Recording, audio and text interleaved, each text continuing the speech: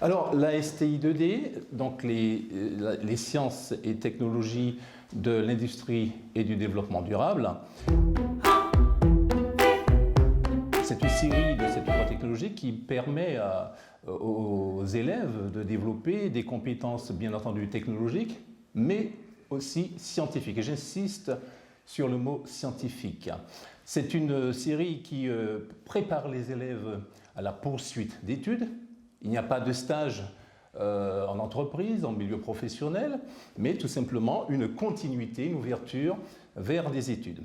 Alors, comme pour la voie générale, pour accéder à cette série, il faut donc passer par la seconde générale et technologique, voilà, et aussi, comme pour le bac général, à l'issue à la fin de la terminale, il y a aussi cette épreuve nouvelle qui s'appelle le grand oral. Donc tous les élèves de la voie technologique de la série STI 2D vont aussi se présenter au grand oral. Comme pour la voie générale, on a deux blocs. Donc un bloc commun, où on retrouve les enseignements fondamentaux, comme pour la voie générale, avec 3 heures de mathématiques, et parallèlement à ça, un bloc d'enseignement de spécialité. Donc 3 enseignements de spécialité en classe de première et 2 en classe de terminale. Alors je vais rapidement citer ces enseignements de spécialité: l'innovation technologique, autrement dit IT, l'ingénierie et le développement durable, donc I2D, et ensuite un petit bloc scientifique, et je vais revenir dessus, PCM, autrement dit physique, chimie et mathématiques. Et justement, c'est ce bloc, cette spécialité scientifique qui va donner toute une dimension, une réelle dimension scientifique à cette série technologique. En complément à cette présentation des spécialités, un petit focus sur le détail, et notamment pour la partie scientifique, il y a quand même 5 heures de mathématiques, 3 heures dans le tronc commun et 2 heures dans le bloc des spécialités. À ceci, on a donc 4 heures de physique et de chimie. Donc on voit bien qu'il y a une dimension, une réalité scientifique très développée dans cette série technologique. Donc c'est pour cela que je disais au début que c'est une voie qui n'a pas simplement un rayonnement technologique, mais qui a aussi ce fond scientifique. Une particularité de cette série technologique, c'est qu'on retrouve en fin de parcours, notamment en terminale, une coloration, une tendance d'enseignement spécifique. Alors il y en a 4.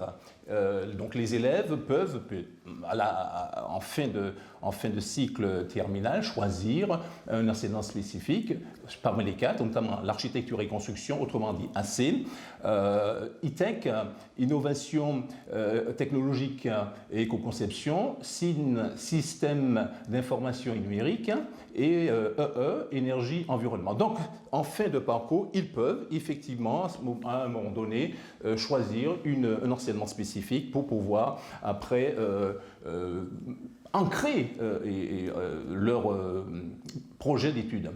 Donc, comme mon collègue vous l'a évoqué, la série STI 2D est une série où les sciences ont une place importante et particulière. Mais vous aurez aussi en STI 2D 12 heures d'enseignement de spécialité en ingénierie et développement durable, dans lequel il est mis en avant une pédagogie de projet, une pédagogie active où l'expérimentation et l'innovation seront au cœur de vos activités. Vous travaillerez aussi en collaboration avec vos élèves, accompagnés par les enseignants. Donc, vous n'avez pas besoin d'être un crack en mathématiques ou en sciences. Ce qu'il faut, c'est que vous soyez intéressé par ces disciplines, curieux, et que vous ayez aussi développé le sens de l'observation. Votre formation restera appliquée. Vous serez amené à concevoir les objets pluritechnologiques de demain autour de 3 axes: la matière, l'énergie et l'information. Vous pourrez travailler au sein de Fab Lab, dans lesquels seront mis à votre disposition des outils de simulation et de modélisation, mais aussi de réalisation comme les imprimantes 3D. De nombreux domaines seront abordés en STI 2D, comme l'homme assisté, l'amélioration de l'efficacité énergétique, la la construction des villes et des ouvrages de demain, de nombreux thèmes qui sont aujourd'hui au cœur des métiers de demain. Il faut être curieux, observer la nature, se poser des questions par rapport aux phénomènes qu'on peut observer. Ça va aussi bien des phénomènes naturels, les arcs-en-ciel ou autres, qu'aux phénomènes un peu moins naturels, la téléphonie, les problèmes de connexion, de débit ou autres. Donc en fait, il faut simplement être curieux.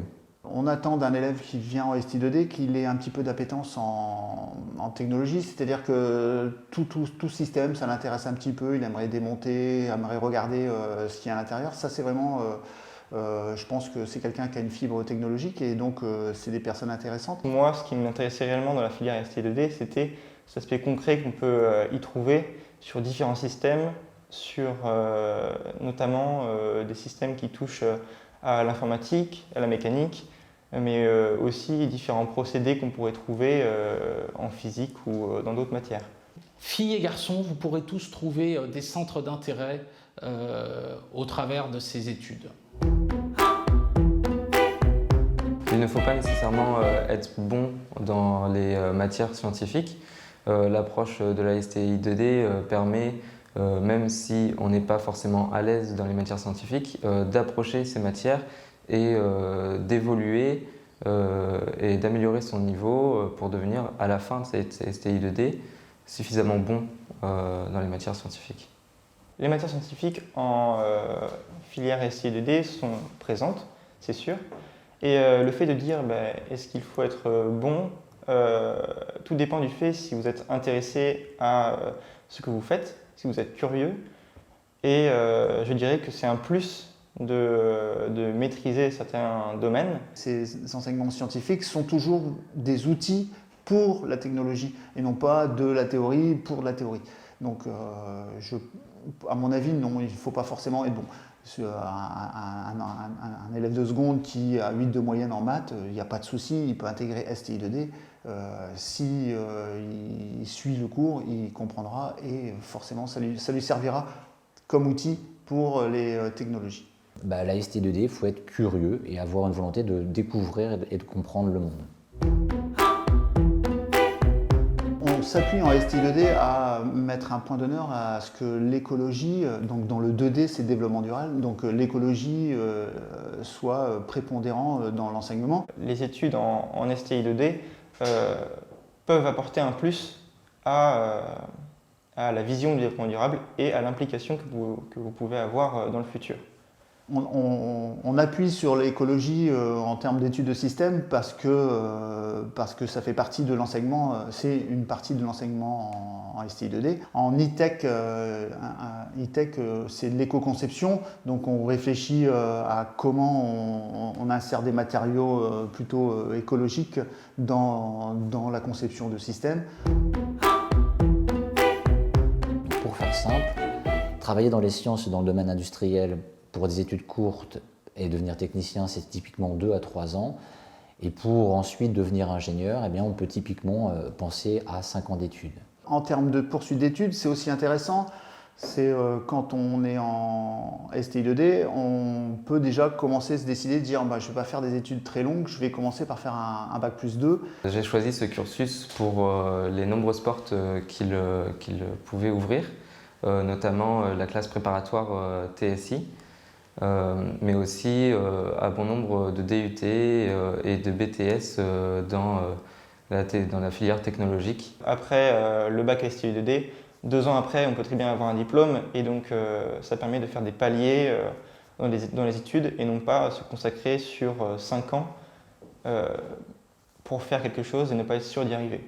À l'heure actuelle, il y a beaucoup de passerelles après un bac+2 pour aller faire du bac+3, école d'ingénieur, etc. Retourner à la faculté, etc. Pour devenir ingénieur, il y a beaucoup de solutions. Quand le cursus peut faire peur et surprendre un peu, la STI2D est souvent une bonne option. En fait, les élèves de STI2D souvent se freinent. À la fin, je rencontre souvent des étudiants qui disent « je suis capable, mais peut-être que j'y réussirai pas ».